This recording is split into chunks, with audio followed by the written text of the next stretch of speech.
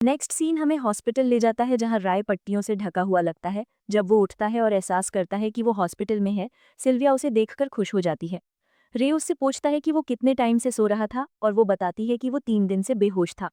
जब सिल्विया उसे उठने में हेल्प करती है और अश्योर करती है कि उसे टाइम पर ट्रीटमेंट मिल गया था, इसलिए वो अच्छे से रिकवर कर रहा है, उसे याद आता है कि उसका मुंह जल रहा था, लेकिन अब वो बिल्कुल ठीक है। इस बीच सिल्विया बाकियों को बुलाती है क्योंकि वो राय के उठने का इंतजार कर रहे थे। सभी टीममेट्स सर के को मिलाकर कमरे में आ जाते हैं। इंस्ट्रक्टर एक स्पेल कास्ट करता है ताकि कोई ये ना सुन सके कि वो क्या बात करने वाले हैं। कंफ्यूज होकर हमारा लड़का उससे पूछता है कि वो क्या कर रहा है और अपने सभी क्लासमेट्स को देखकर सरप्राइज हो जाता है। तभी सर के रिवील करते हैं कि उनके 2 स्टूडेंट्स राय और गैरी पर इस बार अटैक हुआ था और वो मरने के करीब पहुंच गए थे। वो विनफर्ड से डिस्कस करने के बाद उन्हें कुछ बताने का डिसाइड करते हैं, लेकिन उससे पहले वो राय से उन लोगों के बारे में पूछताछ करते हैं जिन्होंने उन पर पहले अटैक किया था। हमारा बंदा फिर बताता है कि वो लोग मास्ड हमलावर थे और जबकि वो 2 को पहचान नहीं पाया, एक मास्टरनाइट लैंसेंसी था। जब सभी स्टूडेंट्स ये सुनकर शॉक हो जाते हैं, काइल को लगता है कि वो जानता था कि लैंस कुछ गलत करने वाला है और सिल्विया पूछती है कि क्या वो डार्क गिल्ड का हिस्सा है, लेकिन सर के मना कर देते हैं और कहते हैं कि अगर वो होते तो ये आसान होता। वो फिर रिवील करते हैं कि जिसने उन पर इस बार अटैक किया था वो प्योर गिल्ड था और डार्क गिल्ड के विपरीत प्योर गिल्ड की एकेडमी के अंदर बहुत सारे सपोर्टर्स हैं और अफवाह ये है कि उन्हें एल्डर्स में से कोई एक सपोर्ट कर रहा है। ये सुनने के बाद कि इस सब के पीछे एक एल्डर है, स्टूडेंट्स घबरा जाते हैं क्योंकि उन्हें विश्वास नहीं होता कि एक एल्डर इसकी इजाज़त कैसे दे सकता है और ये एक मर्डर है। जबकि इंस्ट्रक्टर उन्हें शांत करता है और कहता है कि ये उतना सुलझा हुआ नहीं है जितना वो सोच सकते हैं। रे उनसे उनके गोल्स के बारे में पूछता है, ये विश्वास करते हुए कि रे के पास पहले से ही अपने अंदाजे हैं। सर के बताते हैं कि उन्होंने लाल बालों वाले बच्चों को घटना के शिकार हुए लोगों के साथ बुलाया है। तभी हमारा लड़का सारी बात को जोड़ता है और कहता है कि वो उन्हें खत्म करना चाहते हैं। ये सुनकर ट्विन्स इस बारे में चिल लगते हैं। इयान घबरा जाता है और काइल, जो घबराया हुआ लगता है, कहता है कि इसका कोई मतलब नहीं बनता क्योंकि भविष्यवाणी के अनुसार उनमें से एक दुनिया का रक्षक बनने वाला है। ये सोचते हुए कि उन्हें मारकर क्या भला होगा, इंस्ट्रक्टर उन्हें भविष्यवाणी के दूसरे हिस्से के बारे में बताता है। टीचर फिर बताता है कि 11 साल पहले भविष्यवाणी ये थी कि लाल बालों वाला बच्चा या तो दुनिया का रक्षक बन सकता है या उसकी बर्बादी का कारण। भविष्यवाणी के कॉन्ट्रडिक्टरी होने के साथ हमेशा से ऐसे नाइट्स रहे हैं जो जन्मसिद्ध अधिकार और वंश को सबसे ऊपर रखते हैं। वो ये स्वीकार नहीं कर सकते थे कि जिस चीज़ की वो पीढ़ियों से रक्षा कर रहे हैं वो आम बच्चे ले लेंगे, और इस सोच को फॉलो करने वाले बहुत से लोग हैं। वो आगे रिवील करता है कि अल्योर के बॉर्डर्स पर युद्ध हो रहा है और उन्हें शैडोज़ के साथ साथ दूसरे देशों से भी बचाव करना है और अकेडमी को मेंटेन करना है। हालांकि इन हालातों में बड़े लोग प्योर ब्लड गिल्ड को एक्सपोज करना अफोर्ड नहीं कर सकते, क्योंकि अगर अल्योर किंगडम अंदर से टूट गया तो शांति बनी नहीं पाएगी। ये सुनने के बाद काइल उससे पूछता है कि क्या उन्हें उन्हें अटैक करने देना चाहिए, और डैन कुछ राहत महसूस करता है जब वो सोचता है कि इसका बाकियों से कुछ लेना देना नहीं है, क्योंकि वो नहीं है जो दुनिया को बचाने वाले हैं। जबकि सिल्विया उस पर उसके दोस्तों के बारे में ऐसी बात कहने के लिए भड़कती है, सत्र क्लियर करते हैं कि वो सब इस गड़बड़ में एक साथ हैं। वो स्टूडेंट्स को हमेशा अलर्ट रहने की चेतावनी देते हैं क्योंकि गिल्ड और ज्यादा हिम्मत वाला होता जा रहा है।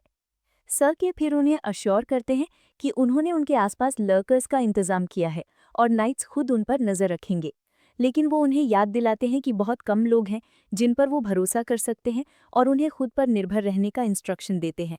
उसी पल गैरी बड़बड़ाता है कि कड़ी मेहनत करने और मजबूत बनने के अलावा और कोई रास्ता नहीं है।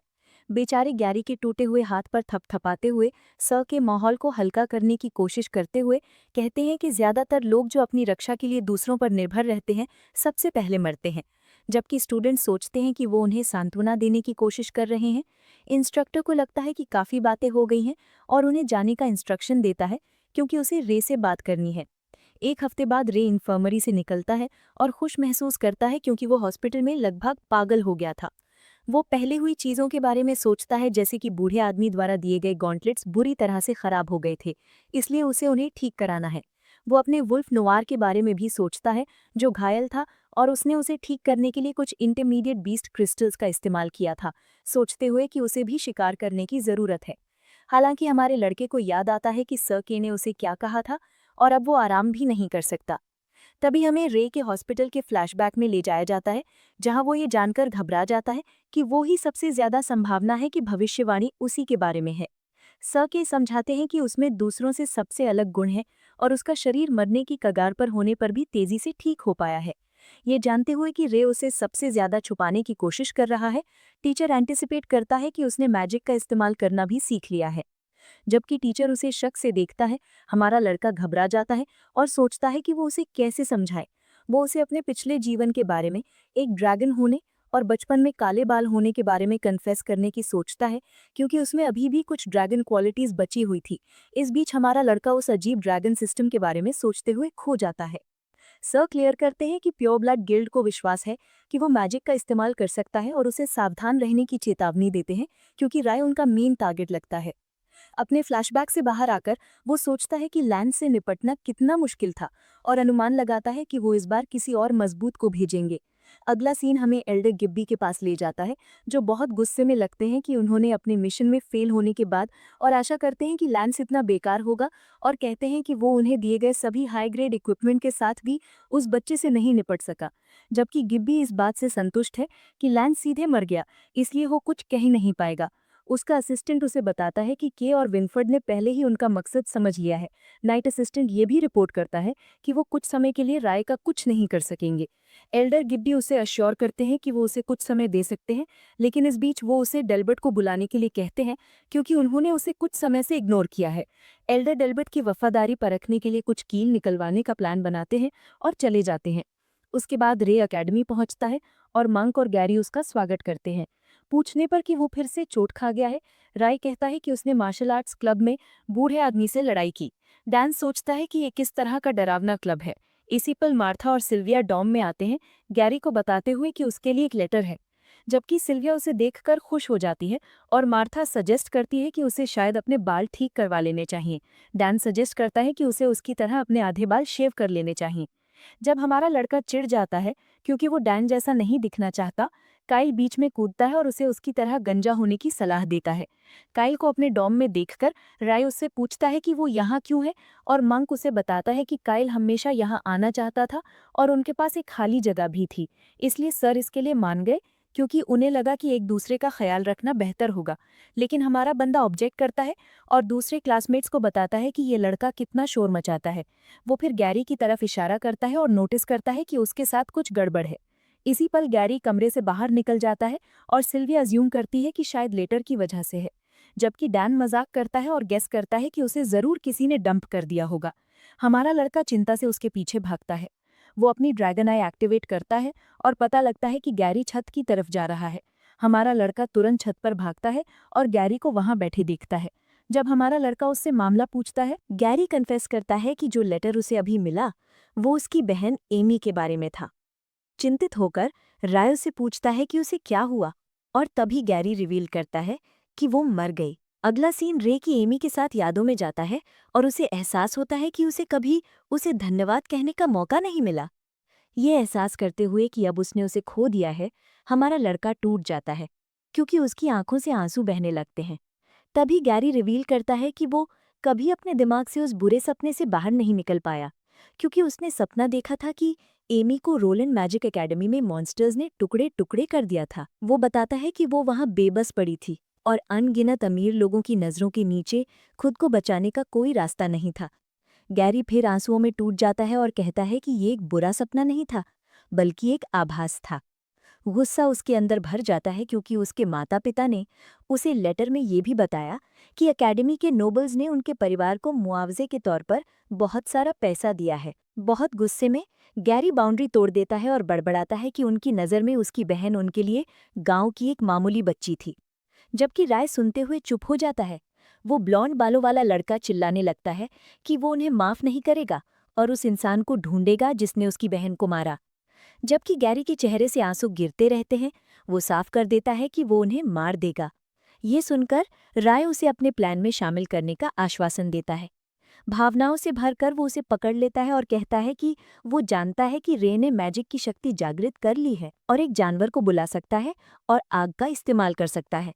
लड़का उसे अपना मैजिक एल्डर्स को दिखाने के लिए कहता है और वो उसे अकेडमी में ट्रांसफर कर देंगे। लेकिन राय रिलक्टेंट लगता है और क्लियर करता है कि उसकी एबिलिटीज नॉर्मल है, इसलिए अगर उसने एल्डर्स को अपनी शक्तियों के बारे में बताया तो वो सिर्फ उस पर गहरी नजर रखेंगे।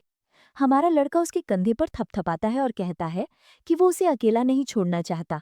वो फिर एवन को एक साथ छोड़ने का रास्ता ढूंढने का प्लान बनाता है। लेकिन गैरी को ये लगभग असंभव लगता है, क्योंकि वो अकेडमी नहीं छोड़ सकते और ग्रेजुएट होने के बाद 2 साल तक वॉलंटियर भी करना पड़ेगा। तभी राय खुलासा करता है कि अकेडमी टूर्नामेंट जल्द ही आने वाला है, और अगर वो पहले कुछ रैंक्स में आने में कामयाब हो जाते हैं तो वो वर्ल्ड कॉम्बैट टूर्नामेंट में अकेडमी को रिप्रेजेंट कर पाएंगे। इस तरह वो रोलैंड के लोगों से मिल पाएंगे, और गैरी जिद से उसके साथ सहमत हो जाता है। अगला सीन हमें थर्ड ईयर के डॉर्म्स में ले जाता है, जहां हम ब्लॉन्ड बालों वाले हैरी को दूसरे रूममेट्स के बारे में पूछते हुए देखते हैं। डॉर्म में अकेले बैठे लड़के ने उसे बताया कि सब अकेडमी टूर्नामेंट की तैयारी कर रहे हैं। ये मानते हुए कि ये वही सीजन है, हैरी पूछता है कि क्या कोई उम्मीदवार है, लेकिन लड़का मना कर देता है और उम्मीद करता है कि सेकेंड ईयर्स में कुछ इंटरेस्टिंग न्यूबीज होंगे। अगला सीन हमें टूर्नामेंट प्रैक्टिस में ले जाता है, और कायल गैरी को देखता है जो हाल ही में कड़ी मेहनत कर रहा है। चिंतित होकर मंक राय से पूछता है कि क्या उसे कुछ हुआ है, और हमारा लड़का उसे अभी के लिए कुछ स्पेस देने के लिए कहता है। दूसरी तरफ गैरी, जो अपना सब कुछ दे रहा लगता है, सोचता है कि वो बहुत कमजोर है और अपनी तलवार जमीन पर पटक देता है। इस बीच सर के पीछे से आते हैं और उन्हें उनके पीछे आने का इंस्ट्रक्शन देते हैं, क्योंकि उनके पास उनके लिए कुछ अच्छा है। टीचर उन्हें वो इक्विपमेंट दिखाने ले जाते हैं जो उन्होंने ठीक करवाए हैं, उन्हें हर एक को एक चुनने के लिए कहते हुए। स्टूडेंट्स हंटिंग ग्राउंड से लाए गए इक्विपमेंट को देखकर हैरान रह जाते हैं और वो वेपन चुनना शुरू कर देते हैं, जबकि मंक ब्रेस्टप्लेट देखकर एक्साइटेड हो जाता है। काइल पूछता है कि क्या वो भी एक चुन सकता है, और कहता है कि जब उन पर अटैक हुआ तो वो हेल्प नहीं कर पाए। सर के उसे वेपन लेने देते हैं और बताते हैं कि टूर्नामेंट एक अच्छा मौका है, क्योंकि सभी सेकेंड ईयर्स ज्वाइन कर सकते हैं। वो फिर रिवील करते हैं कि परंपरा के अनुसार बहुत से अमीर परिवार टूर्नामेंट देखने आते हैं, और अगर वो टूर्नामेंट में अच्छा परफॉर्म करते हैं तो इसकी बहुत ज़्यादा पॉसिबिलिटी है कि वो उन्हें नोटिस करेंगे, और कहते हैं कि एकेडमी छोड़ने के बाद वो उनके गार्ड्स में से एक बन सकते हैं, जो एक काफ़ी अच्छी डील है। ये सुनकर गैरी ये एहसास करके हैरान रह जाता है कि अगर वो अच्छा परफॉर्म करने में कामयाब हो जाता है तो वो एक नोबल परिवार का गार्ड बन सकता है, और एक मुस्कान देता है। उसके बाद रे लैंसी की तलवार पकड़ता है, और सर के उसे बताते हैं कि इस तलवार को ज्यादा नुकसान नहीं हुआ था, लेकिन इसने आग की मैजिक को चैनल करने की क्षमता खो दी है, और अभी एक बिगिनर्स वेपन है। उसे कुछ और चुनने का सुझाव देते हुए तभी हमारा लड़का याद करता है कि उसने तलवार से सारे फायर एलिमेंट्स अब्जॉर्ब कर लिए थे, और सोचता है कि एलिमेंट्स को अब्जॉर्ब करना उसकी सोच से ज्यादा उपयोगी है। वो फिर एक हंटिंग फॉरेस्ट जाता है और एक ऐसी जगह ढूंढता है जो बर्फ से ढकी हुई लगती है। वो उस बर्फीले जगह के अंदर जाता है जहां मॉन्स्टर्स एरिया की रक्षा कर रहे होते हैं। वो ची और फ्लेम मैजिक जमा करता है, मॉन्स्टर्स को मारता है। वहां बहुत से आइस एलिमेंटल गोलम्स देखकर राय खुश महसूस करता है, ये सोचकर कि मेहनत रंग लाई, और नुआर को बाईं तरफ वालों का ख्याल रखने का इंस्ट्रक्शन देता है।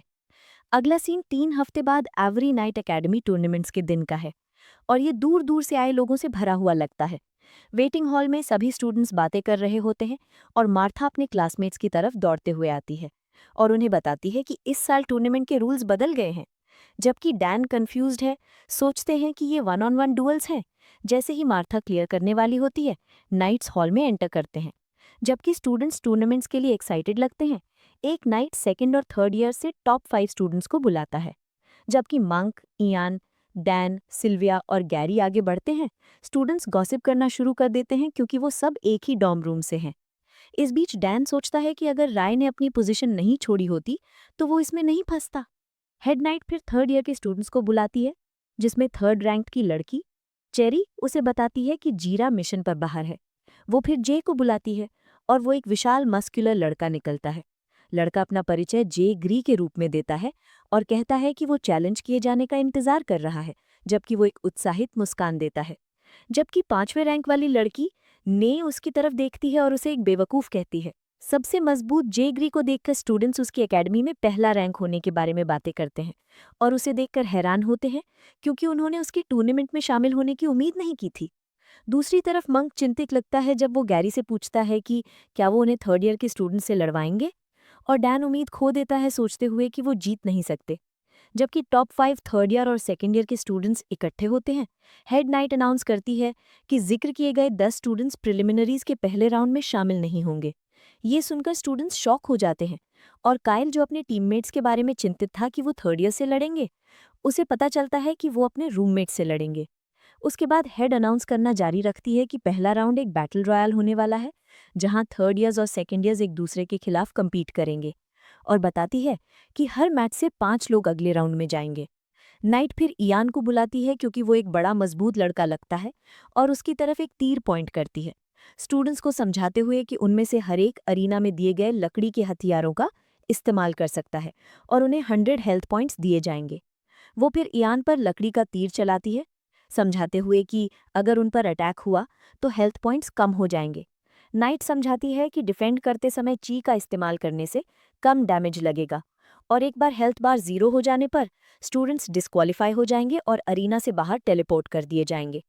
वो फिर सेकेंड ईयर्स को तैयार होने और दिए गए स्टोरेज रूम से एक सूटेबल वेपन चुनने का आदेश देती है। बाद में हम सेबेस्टियन को एरिक से फुसफुसाते हुए देखते हैं, जो उसे कहता है कि राय को बाद में स्टेज पर मौका ना दे। इस बीच राय एक लकड़ी की तलवार उठाता है क्योंकि ये उसे बेहतर सूट करती है, और कायल एक चेन उठाता है। उसके बाद एवरी एकेडमी टूर्नामेंट का पहला कंपटीशन शुरू होता है और वे प्रतिभागियों का स्वागत करते हैं। लोगों से भरे स्टेडियम को देखकर कायल और मार्था ओवरवेल्म्ड हो जाते हैं, जबकि सभी नाइट्स और एल्डर्स बैठे होते हैं। उसके बाद एल्डर वॉन राय की तरफ देखते हैं और गर्व महसूस करते हैं क्योंकि आखिरकार उसके लिए अपनी ताकत दिखाने का समय आ गया है। और ठीक वैसे ही पहला मैच शुरू होता है। जैसे ही कंपटीशन शुरू होता है, राय की हैरानी के लिए सभी सेकेंड ईयर के स्टूडेंट्स एक साथ उसकी तरफ कूद पड़ते हैं। अचानक सेबेस्टियन पीछे से अपनी लकड़ी की तलवार से उस पर अटैक करता है, उसके भटके हुए फोकस का फायदा उठाते हुए, और हमारे लड़के को एक बार में एहसास हो जाता है कि वो उसे नीचे गिराने के लिए मिलकर काम कर रहे हैं। एरिक, जो सेबेस्टियन का चेला है, अपनी टीममेट्स को ये सुनिश्चित करने का इंस्ट्रक्शन देता है कि रे डिस्क्वालीफाई हो जाए। पहले उससे बुरी तरह पिटने का गुस्सा मन में रखे हुए सेबेस्टियन इस लाल बालों वाले फ्रीक से अपने हर कर्ज का बदला लेने पर अटल है। उसकी बकवास से तंग आकर रे उसे बकवास बंद करने के लिए कहता है, और इसके साथ वो आसानी से ब्लॉन्ड लड़के के हाथ पर मारता है, जिससे उसकी तलवार पर से पकड़ छूट जाती है। वो फिर सेबेस्टियन का कॉलर पकड़ता है और उसी पल उस पर 3 थर्ड ईयर्स हमला कर देते हैं। जब वो तीनों जबरदस्ती अपने हथियारों के साथ उस पर चार्ज करते हैं, हमारा लड़का एक चालाक ट्रिक खेलता है और सेबेस्टियन को अपने सामने खींचकर खुद को कवर कर लेता है। सारी तलवारें सीधे सेबेस्टियन पर लगती हैं और ऐसा लगता है कि उन्होंने अनजाने में अपने बॉस को ही मार दिया। जबकि एरिक घबरा जाता है और उन पर अपने बॉस को मारने के लिए चिल्लाता है। सेबेस्टियन, जिसे अभी भी रे ने पकड़ा हुआ है, कहता है कि वो बिल्कुल एक मॉन्स्टर जैसा है। ये शब्द सुनकर हमारा लड़का उसे छोड़ देता है और उसे दूर फेंक देता है, कहते हुए कि उसे शुक्र मानना चाहिए कि वो सिर्फ डिस्क्वालीफाई होगा। इसके साथ रे उसके पेट में एक दर्दनाक लात मारता है और ब्लॉन्ड लड़का दूर जा गिरता है लुढ़कते हुए, जबकि उसके टीममेट्स का मुंह खुला का खुला रह जाता है। ब्लॉन्ड लड़का अपने हेल्थ परसेंटेज को देखकर शॉक हो जाता है, जो 0% तक कम हो गया है। सेबेस्टियन निराश हो जाता है और जजेस अपने पहले डिस्क्वालीफाई हुए पार्टिसिपेंट की घोषणा करते हैं। गुस्से में आकर डेल्बर्ट गुस्से से अपना हाथ टेबल पर मारता है जब वो अपने बेटे सेबेस्टियन को सबसे पहले डिस्क्वालीफाई होते देखता है। इस बीच रे की अपार शक्ति दूसरे खिलाड़ियों में डर पैदा कर देती है और वो उन्हें अब एक साथ अटैक करने के लिए इनवाइट करता है क्योंकि अब वो मूड में है।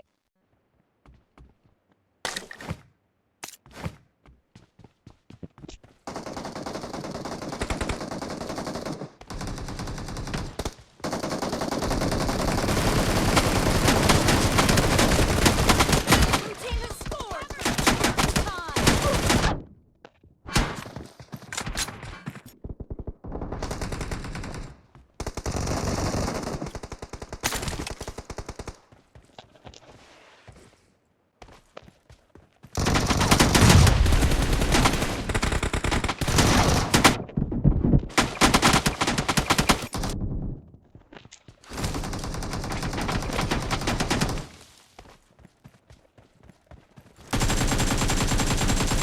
Reloading. Watch out!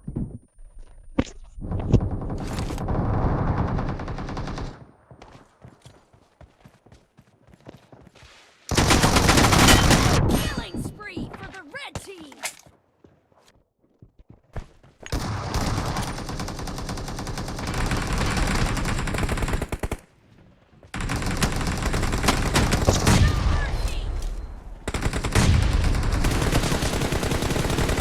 Cover me.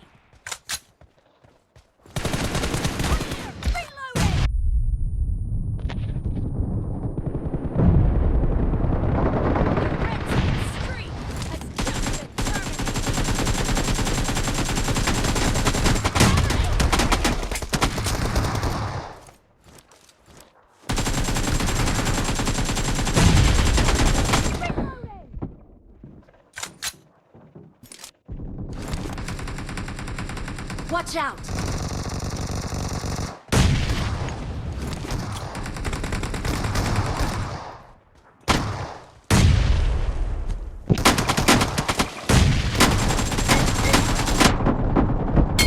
Cover me!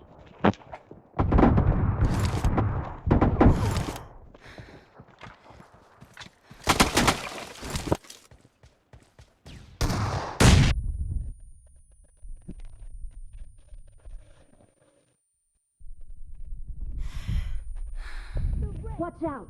Is in the lead.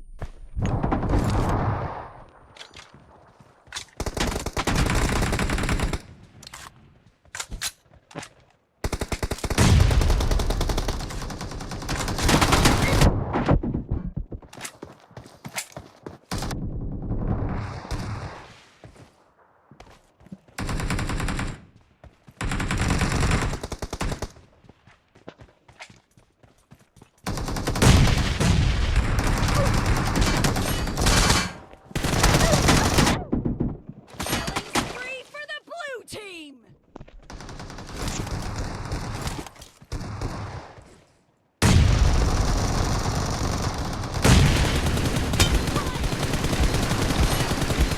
Reloading!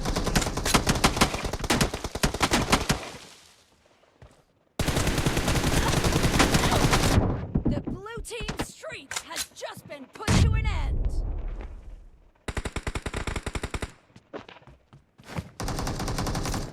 Watch out!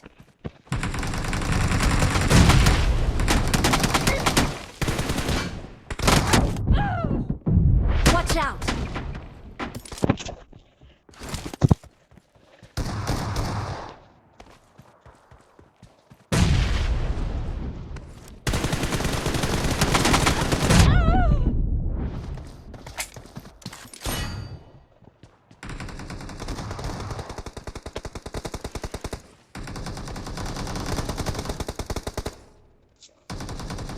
Watch out!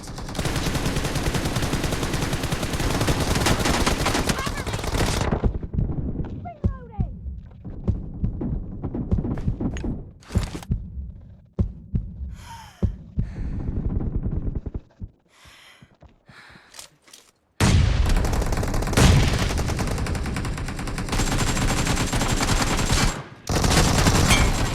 Doesn't have a lot of time left. Great!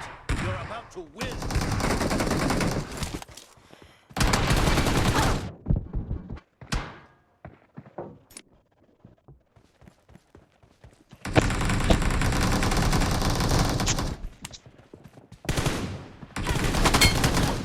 And the blue team is in the lead. Watch out!